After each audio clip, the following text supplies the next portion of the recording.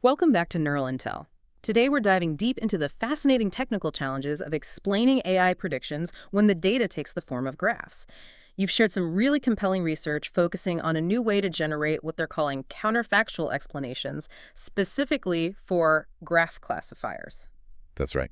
And for you, our listener, when we talk about graphs in this context, think of them as structures with interconnected elements. This could be anything from the atoms and bonds in a molecule to individuals and their relationships in a social network. A graph classifier is then an AI model that makes predictions about these structures, predicting, for instance, if a molecule might be an effective drug, or if a particular network shows a high likelihood of fraudulent activity. Okay, let's unpack this a bit. So the AI gives us a prediction, but the really interesting question this research tackles is why did it make that specific prediction? And even more intriguing, how would the original graph need to be minimally tweaked to lead to a different outcome? It's not just about getting the yes or no. It's about understanding what factors are driving that decision from a technical perspective. Exactly. The sources you provided really highlight the unique difficulties that come with explaining predictions on graph data. Unlike images or text, which can be seen as, existing in a continuous space, graphs are inherently discrete. You either have an edge or you don't. A node exists or it doesn't. This creates a mismatch with many continuous AI models, presenting a real technical hurdle for interpretability. And there's also this concept of node permutation, right? If you list the nodes in a graph in a different order, it's still fundamentally the same graph and should ideally lead to the same prediction. But this adds another layer of complexity when trying to understand what parts of the graph the AI is focusing on. Precisely. The order in which we describe the graph shouldn't change its underlying structure or the AI's prediction about it. Now, the core idea of this research, as you mentioned, revolves around a method using something called it's called a permutation equivariant graph variational autoencoder. Quite a mouthful. It is. But we'll break it down. The mission here is to understand how this technique helps us find the nearest possible alternative graph that would cause the classifier to flip its prediction. Okay, so let's start with the fundamental problem. Why is explaining graph predictions so darn hard in the first place? You touched on the discrete versus continuous aspect and the node permutation issue. Are there other key technical challenges we should be aware of? Yes, the discrete nature means we can't just make infinitesimally small changes to a graph, like we might with an image, by slightly altering pixel values. Changes in graphs are often structural, adding or removing nodes or edges. Right. This makes it harder to define what a minimal change even looks like in a way that's mathematically sound and meaningful to both the AI and us. Okay. And the permutation issue complicates things because the internal representation of the graph in the AI isn't sensitive to node order in a consistent way. Then trying to understand which specific nodes or edges are important becomes very difficult from an engineering standpoint. And this leads us to the idea of counterfactual explanations as a potential solution. The technical goal here is to find a minimally altered version of our original graph that would result in a different classification. It's essentially answering that question. What's the easiest way to tweak this graph from a structural perspective so the AI changes its mind? Exactly. Instead of trying to understand the complex inner workings of the AI model directly, counterfactuals offer a more, maybe, intuitive approach. By showing us a similar graph with a different prediction, we can start to infer which features or structures are most influential in the model's decision-making process. The key technical challenge then becomes defining minimally altered in a way that generates understandable and relevant explanations, which this research attempts to address. And this is where permutation equivariance becomes crucial from a technical design standpoint, right? If we reorder the nodes in the original graph, the changes suggested in the counterfactual graph should also correspond in a meaningful way. This helps us align the original and the explanation, making it more interpretable and technically sound. Absolutely. Yeah. If the method isn't permutation equivariant, then a simple reordering of the input nodes could lead to a completely different suggested change in the counterfactual, even though the underlying graph is the same. Right, that would be chaotic. It would. Yeah. This would make the explanations unreliable and hard to trust from a practical engineering perspective. Yeah. We need that consistent mapping between the original graph and its counterfactual counterpart, regardless of how the nodes are ordered. Okay, so the problem is technically complex. Now let's dive into the proposed solution, using this latent space traversal with PEGVAE. What's the core technical idea behind this approach? The central technical idea is to use a permutation equivariant graph variational autoencoder, or PEGVAE, Hmm. to learn what they call a semantic latent graph representation. Semantic latent graph representation. Okay, think of this latent space as a compressed, continuous, and importantly learned representation of our set of graphs. The key here is that it's semantic, meaning that graphs with similar structures and properties are likely to be close to each other in this latent space. Uh, The researchers hypothesized that by working in this space, they could overcome some of the inherent difficulties of manipulating discrete graph structures directly. and what exactly is a variational autoencoder, or VAE, in this technical context? We hear about autoencoders quite a bit in machine learning. Right, so a VAE is a type of neural network architecture that's designed to learn probabilistic models of data. It works by first encoding the input data, in our case, a graph, into a lower dimensional latent space. Mm-hmm. Instead of learning a single fixed vector for each input, it learns a probability distribution, typically a Gaussian, over this latent space. Then it has a decoder part that takes a sample from this latent distribution and tries to reconstruct the original input. And the variational part. The variational part refers to the mathematical techniques used to train this model, basically using variational inference to approximate the true posterior distribution. Okay, so it learns a compressed, sort of abstract representation of graphs, and because it's variational, it can also generate new ones by sampling and decoding.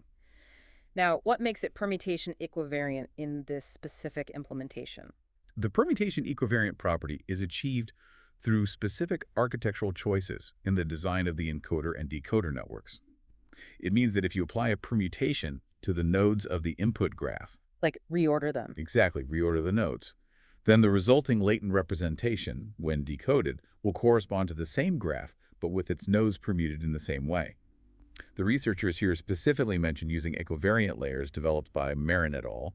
And Pan and Condor. Right, those names came up. Yes, these layers are mathematically designed to respect the symmetries inherent in graph data, such as the invariance to node ordering at the graph level, while maintaining equivariance at the node level.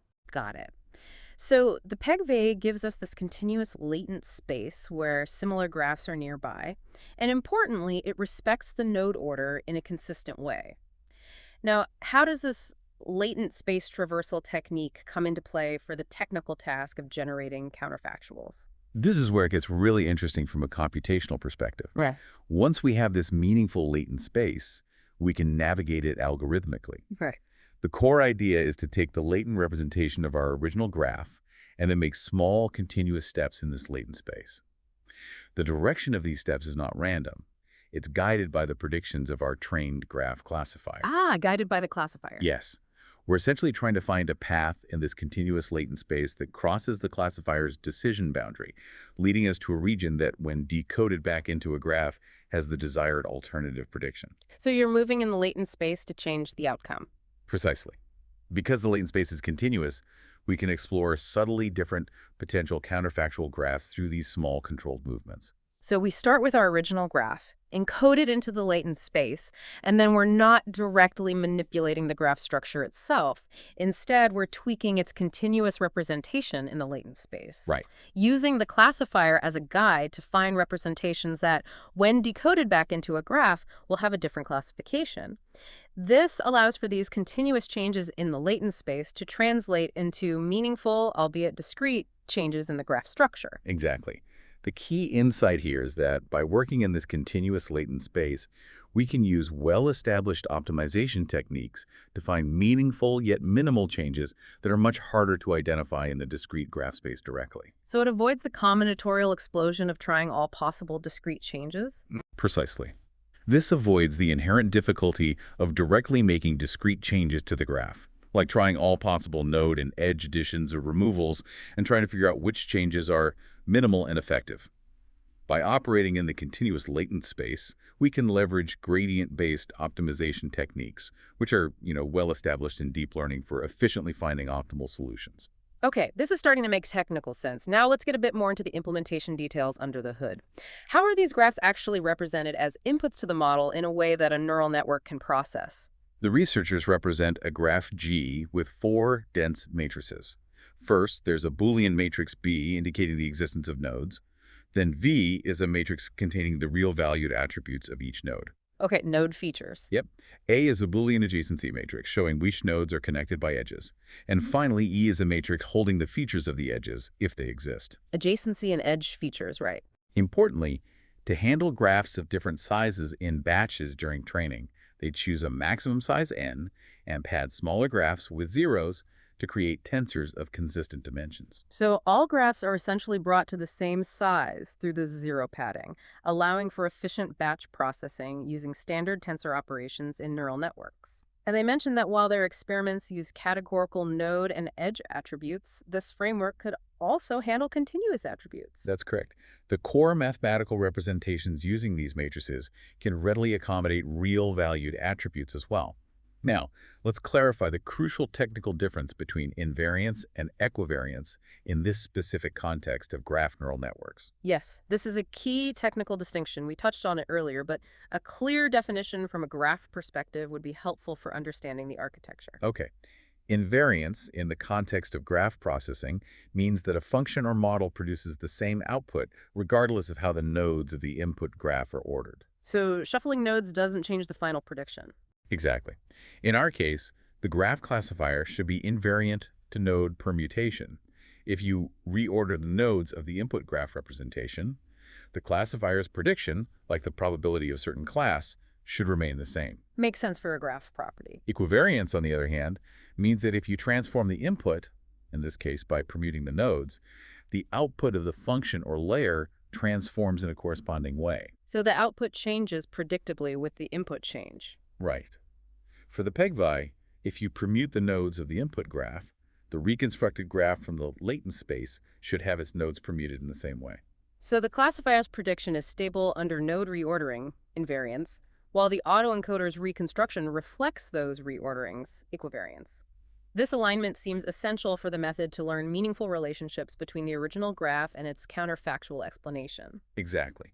The researchers achieved permutation invariance in the classifier by using layers that are themselves equivariant to permutation, followed by a global pooling layer. Ah, pooling aggregates it. Yes, these equivariant layers process each node and its neighbors in a way that respects the graph structure, and the global pooling layer then aggregates the node-level information into a single, order-independent graph representation.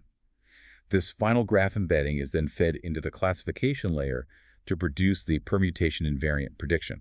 And what about the specific architecture of the PEGVAE itself? They mentioned a standard Gaussian prior in the latent space as a design choice. What's the rationale behind that? Yeah, they follow a standard practice in variational autoencoders by assuming that the latent representations before being decoded follow a standard Gaussian distribution. This acts as a kind of regularization. Smooths things out. Sort of, yeah. Yeah. It encourages the encoder to learn a well-structured and continuous latent space. It also provides a probabilistic framework for generating new graph samples.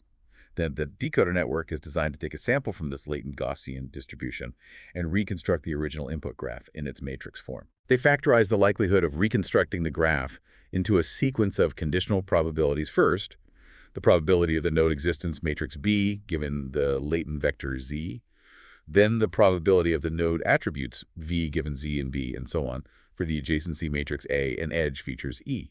So it builds the graph piece by piece, probabilistically. In a sense, yes. This factorization makes the learning process more tractable and helps the decoder learn to generate valid graph structures. And they mentioned optimizing something called the evidence lower bound, or ELBO. What's the technical significance of that in training a VAE?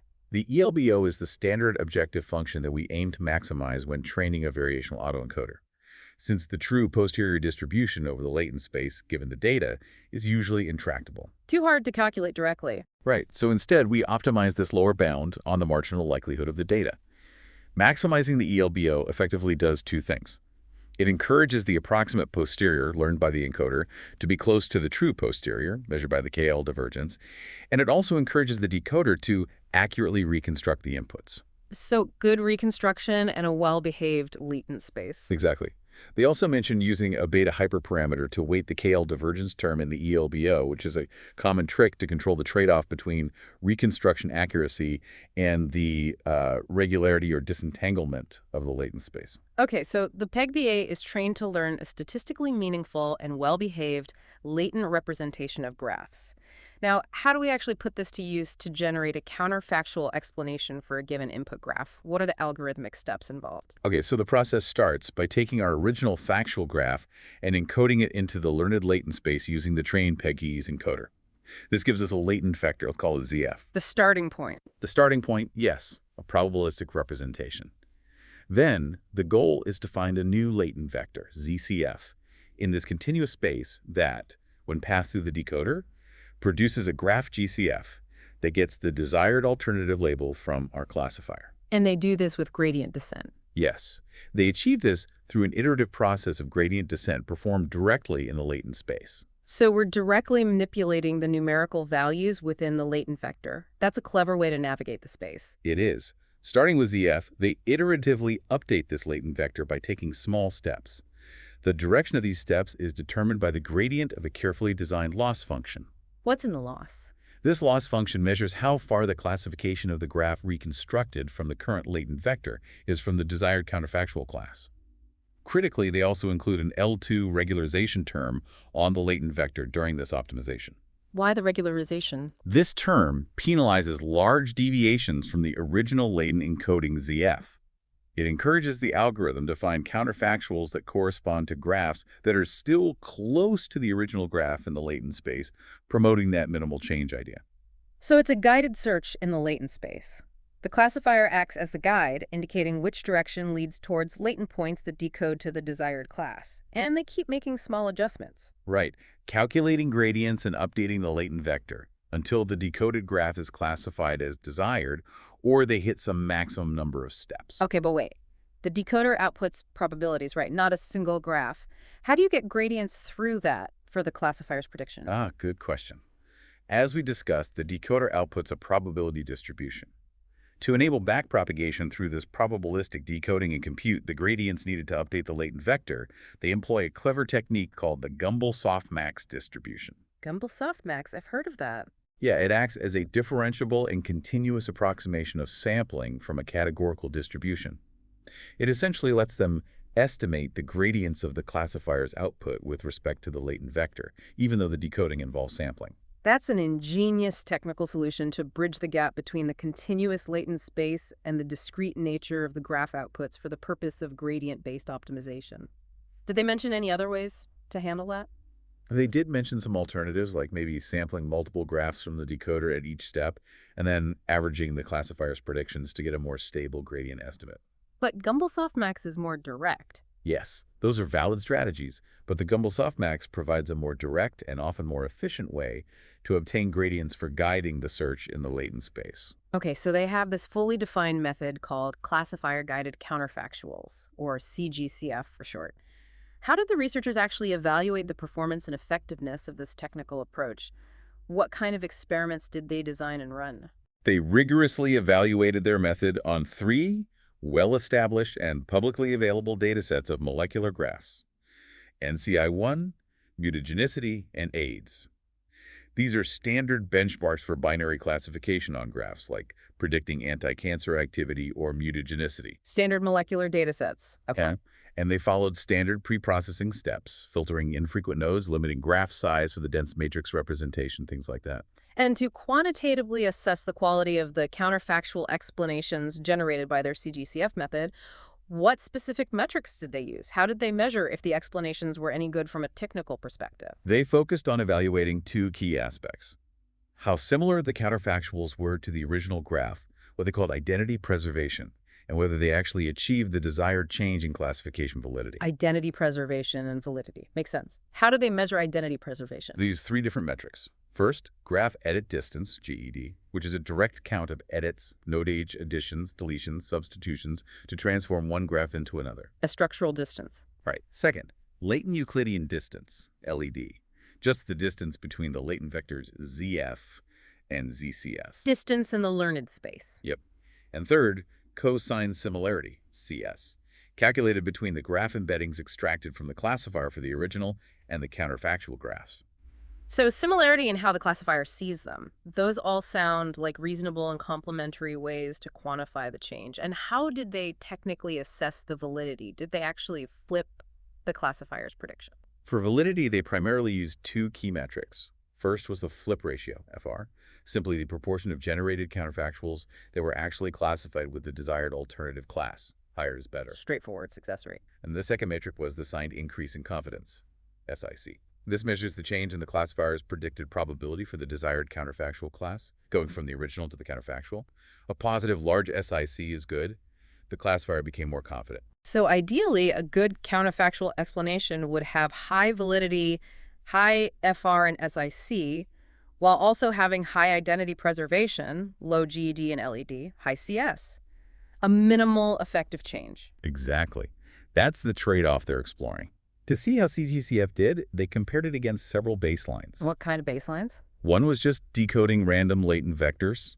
Another was a graph of nearest neighbor from training, picking a training graph with the target label. Okay, like finding the closest example. Sort of. And they also tried decoding the average latent code of the key nearest neighbors in training that had the target label. And what were the main technical findings from these comparisons? How did CGCF stack up? The results consistently showed that their CGCF method generally performed very well in achieving a good balance between validity and identity preservation across all three datasets. Notably, it consistently outperformed the baselines in terms of flip ratio. So it was better at actually flipping the label? Yes, significantly better. The graph of nearest neighbor baseline, for instance, sometimes looked similar based on identity metrics, but it often had very low validity. Why would the nearest neighbor fail on validity? Well, just because a graph in the training set has the right label doesn't mean the classifier learned a boundary that puts it on the correct side when compared to your specific input graph. Yeah. The learned decision boundary can be complex. Ah, right.